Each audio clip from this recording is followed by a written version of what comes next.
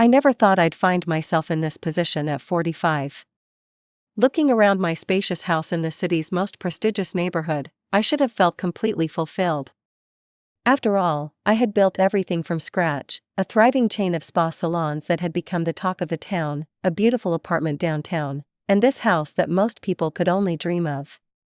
But something was missing. My name is Jenna Mitchell, and despite all my success, there was an emptiness that no amount of business achievements could fill. Every evening, I'd come home to silence. The house felt too big, too quiet. My friends, most of them happily married with children, would often try to set me up with someone, but nothing ever clicked. "Jenna, you can't keep working 60 hours a week," my best friend Sarah would say. "There's more to life than business meetings and profit margins." I knew she was right, but building my spa empire had been my focus for so long that I'd forgotten how to prioritize my personal life. It started with one small salon in a strip mall, where I worked as both owner and esthetician. Through determination and countless sleepless nights, I expanded to 3 locations, then 5, and now 8 successful spas across the city. I'm happy, I'd insist, whenever the topic of my personal life came up. But was I? The truth was, I'd see mothers and daughters coming to my spas together, sharing laughs and precious moments, and something inside me would ache. One evening, as I sat in my home office reviewing quarterly reports, my phone buzzed. It was Sarah again. "Jenna, don't you dare tell me you're working late again," she said before I could even say hello. "Just finishing up some paperwork," I replied, already knowing where this conversation was heading. "Well, stop whatever you're doing. There's a dinner party at Lisa's house this Saturday, and you're coming. No excuses this time." I tried to protest, but Sarah wouldn't hear it. "There's someone I want you to meet," she added with that tone that meant she was up to something. "Sarah, please don't tell me this is another setup," I groaned. "Trust me on this one, Jen. He's different. He's successful, divorced, has a teenage daughter. He's real, not like those workaholics I've introduced you to before." Something in her voice made me pause. Maybe it was time to take a chance. "Fine," I sighed. "But this is the last time I'm letting you play matchmaker." The dinner party was exactly what you'd expect: good wine, better food, and the kind of conversation that flows easily among old friends. That's when I saw him. David Anderson stood out in the crowd, not because he was particularly striking, but because of the way he carried himself. There was a quiet confidence about him that caught my attention. We moved to a quieter corner of the room, and before I knew it, hours had passed. David was a corporate lawyer who'd been divorced for 3 years. His 15-year-old daughter, Emma, lived with him and her mother on alternate weeks. "It must be challenging, co-parenting a teenager," I said, sipping my wine. David chuckled. "Emma's a good kid, but you know how teenagers are. One minute they're your best friend, the next they're rolling their eyes at everything you say." We discovered we shared a love for hiking, classic movies, and terrible dad jokes. It felt easy. Natural. When he asked for my number at the end of the evening, I didn't hesitate. Our first date was at a small Italian restaurant downtown. The conversation flowed as easily as it had at the party. "Tell me about Emma," I said, genuinely curious about his daughter. His face lit up. "She's brilliant, really into art and photography. She's going through that typical teenage phase where she thinks she knows everything, but underneath it all, she's got a good heart." We started seeing each other regularly. Movie nights, weekend hikes, quiet dinners at home. For the first time in years, I found myself thinking about something other than work. The topic of meeting Emma came up naturally after a few months of dating. "I think she'd like you," David said one evening as we walked through the park. "She's been asking about you." I felt a flutter of nervousness. "Are you sure it's not too soon?" "Jenna, we've been dating for 4 months, I think it's time." The meeting was arranged for the following weekend.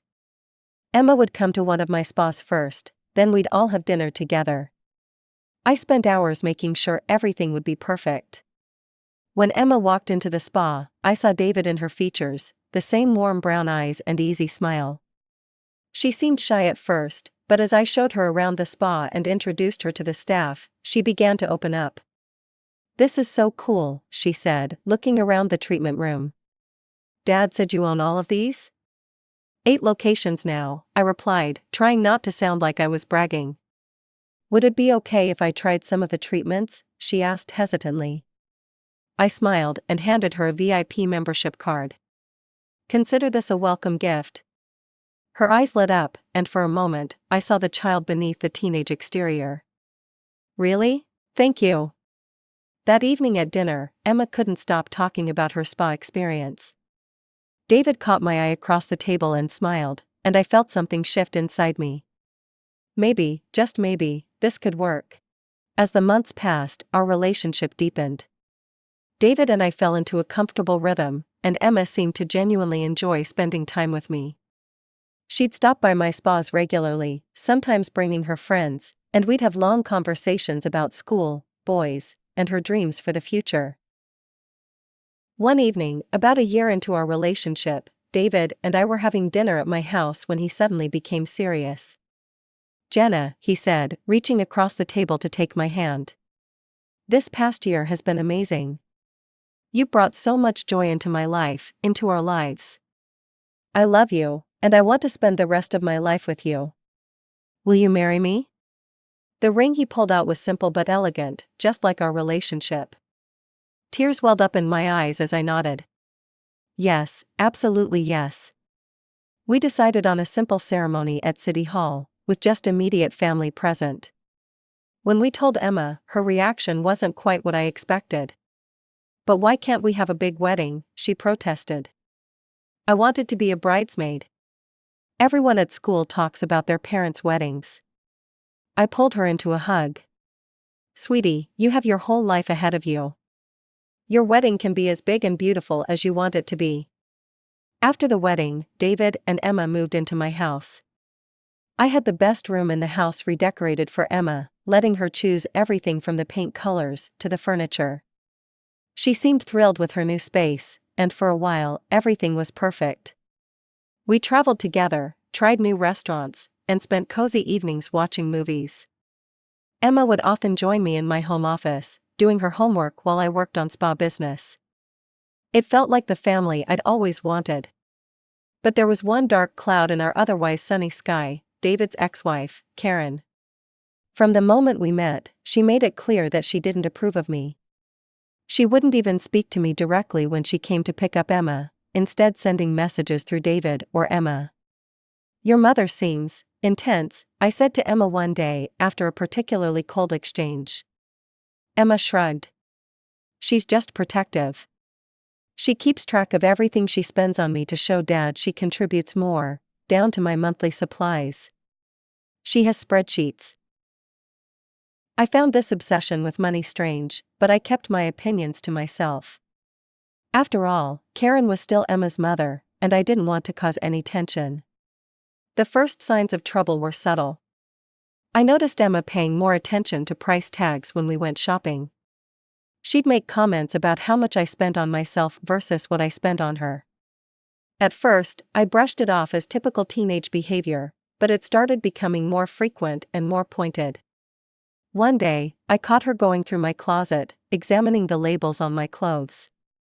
"Emma, what are you doing?" She jumped, looking guilty. "Just looking, that's a nice dress."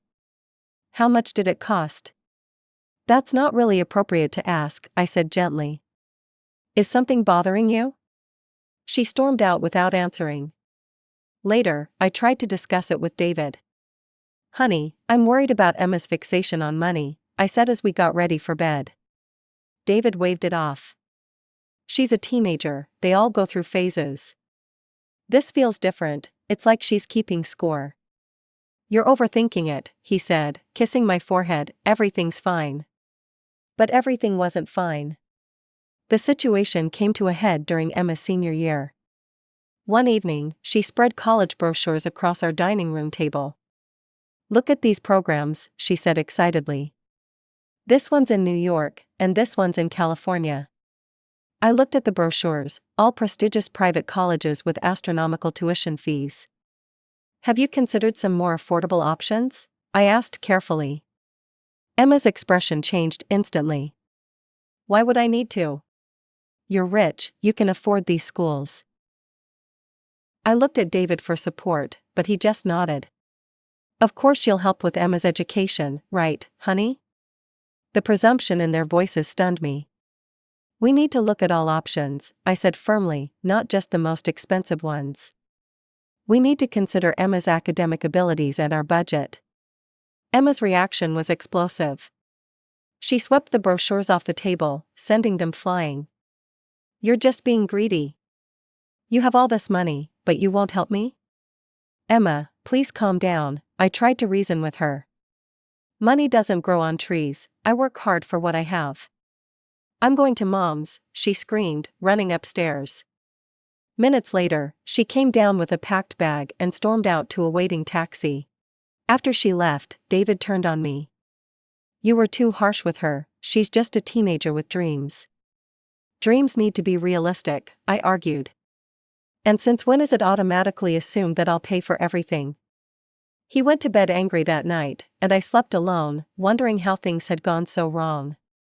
Days passed, and Emma stayed at her mother's house. My calls went straight to voicemail. One evening, as I was walking past David's home office, I heard his voice, unusually serious and low. I wasn't one to eavesdrop, but something in his tone made me pause. Daddy, you have to make her pay for my college, Emma was saying, her voice clear through the speaker. Put pressure on her. She has the money. Mom says she's just being stingy. I expected David, my husband, the man who had promised to build a life with me, to set his daughter straight. Instead, his response sent chills down my spine. I'll try my best, sweetheart, don't worry. Jenna will come around. I know exactly how to handle this. The casual confidence in his voice, the way he talked about manipulating me, it made me feel physically ill. I couldn't stay quiet any longer. Handle what exactly? I asked, stepping into the doorway. David nearly dropped his phone. So this is your plan? Conspire with Emma behind my back to pressure me into paying for everything? His initial shock quickly transformed into defensiveness. Well, why shouldn't you? You're wealthy, you don't have children of your own. You could be a real mother to Emma if you wanted to. Instead, you're being selfish with your money. His words hit me like physical blows. Selfish? For not wanting to be manipulated and pressured? For expecting my husband to discuss major financial decisions with me instead of plotting behind my back. We argued for another hour, going in circles, with David refusing to see anything wrong with his and Emma's behavior. Finally, I stormed out of his office, tears of frustration burning in my eyes. I'm sleeping in the guest room tonight, I announced. I can't even look at you right now. I barely slept that night, my mind racing with thoughts of betrayal and manipulation. The next morning, David left for work early, barely speaking to me. I was sitting in my home office, trying to focus on work, but failing miserably, when I heard the front door open. Emma was back. I found her in the kitchen, acting as if nothing had happened, making herself a sandwich. My hands were shaking as I confronted her.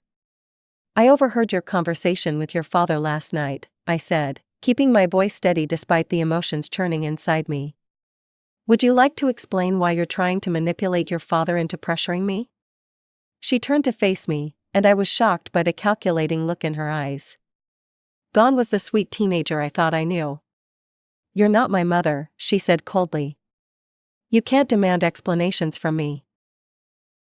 No, I'm not your mother, I agreed, fighting to keep my composure. But I am your father's wife, and this is my house. I deserve basic respect, Emma. What she said next made my blood run cold. Fine, let's talk about respect, she said, setting down her sandwich and folding her arms. I'll call you Mom and treat you with all the respect you want if you pay for my college and give me $2,000 monthly allowance. That's fair, isn't it? I stared at her, hardly recognizing the girl in front of me. The manipulation was so blatant, so calculated, it took my breath away. A laugh escaped me, a sharp, bitter sound.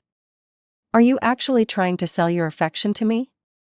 "I'm being practical," she replied, her face hard. "You have money, I need money. You want a daughter, I need a mother who can provide for me properly. It's a win-win." "I'm not buying your love, Emma," I said, my voice breaking despite my efforts to stay calm. Her face contorted with anger.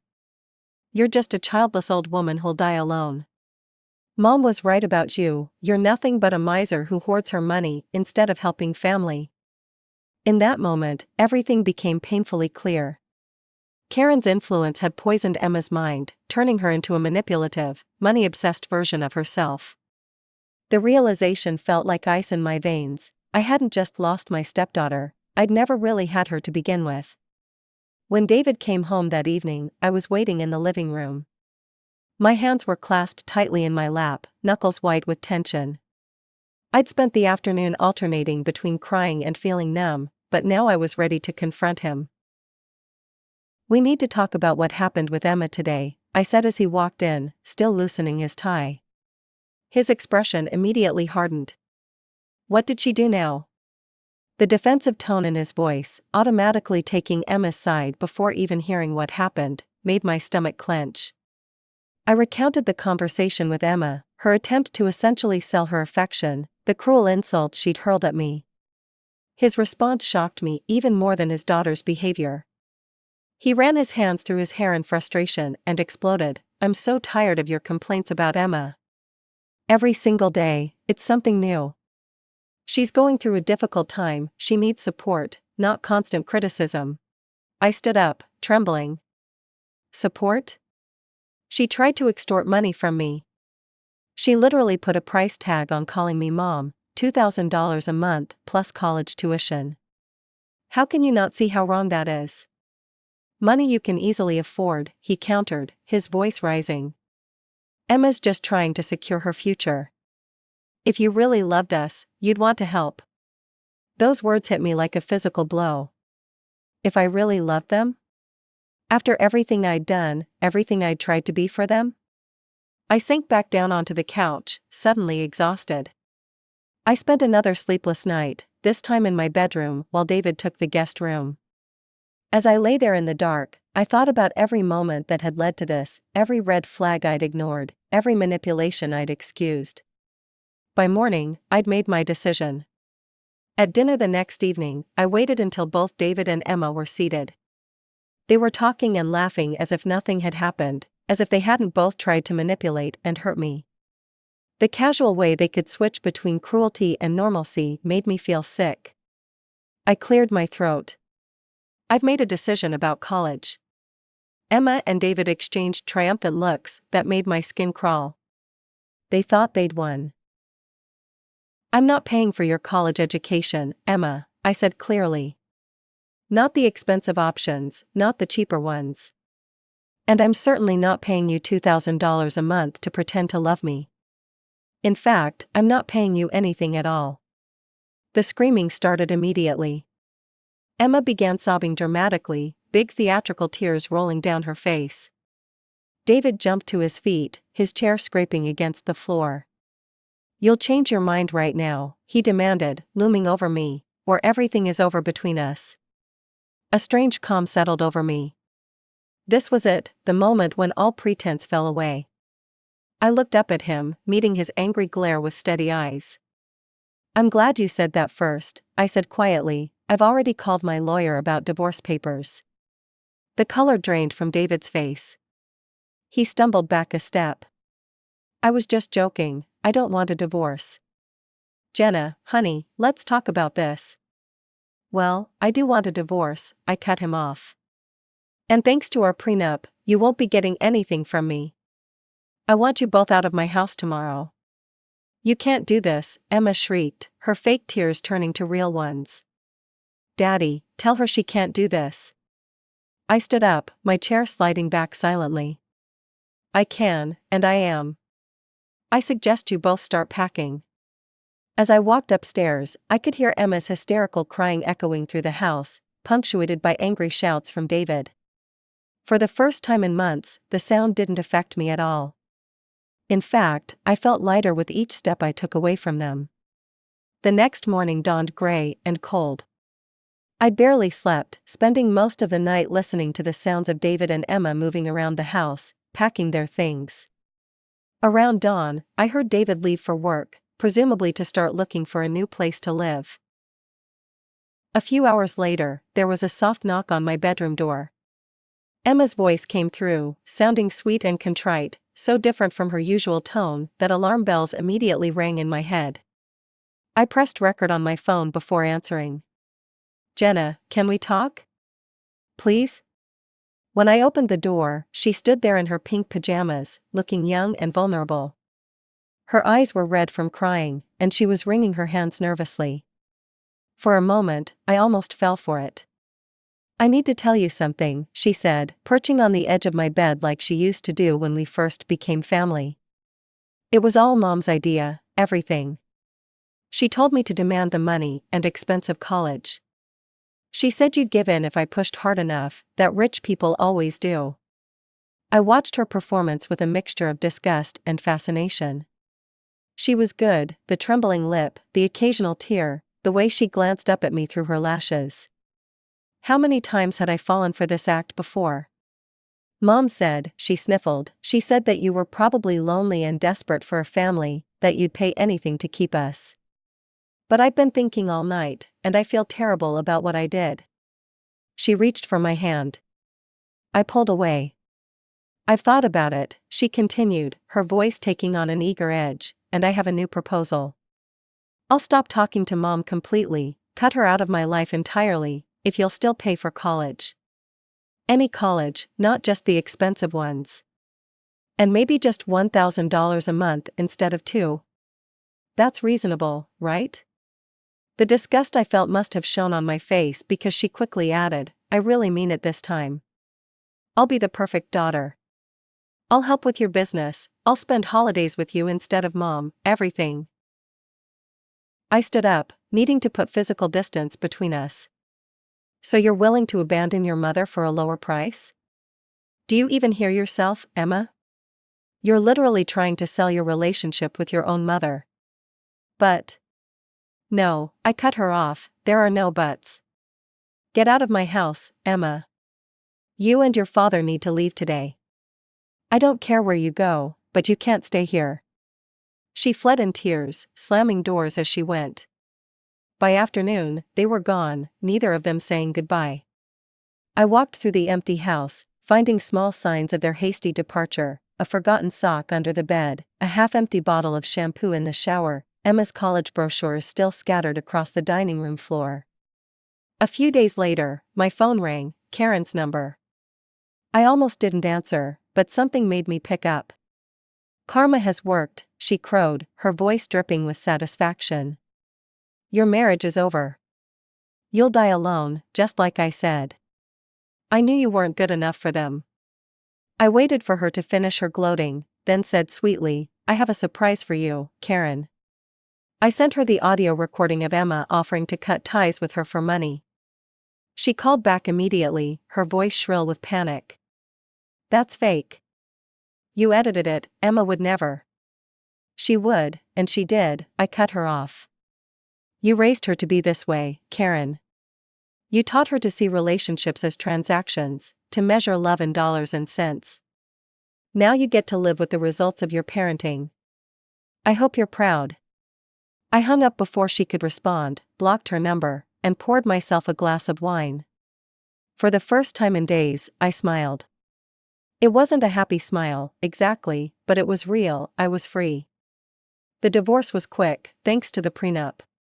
David didn't contest anything, he couldn't. I heard through mutual friends that Karen had a massive falling out with Emma after hearing the recording, refusing to help with college at all. Sitting in my quiet house now, I feel at peace. The emptiness I once feared is now a blessing.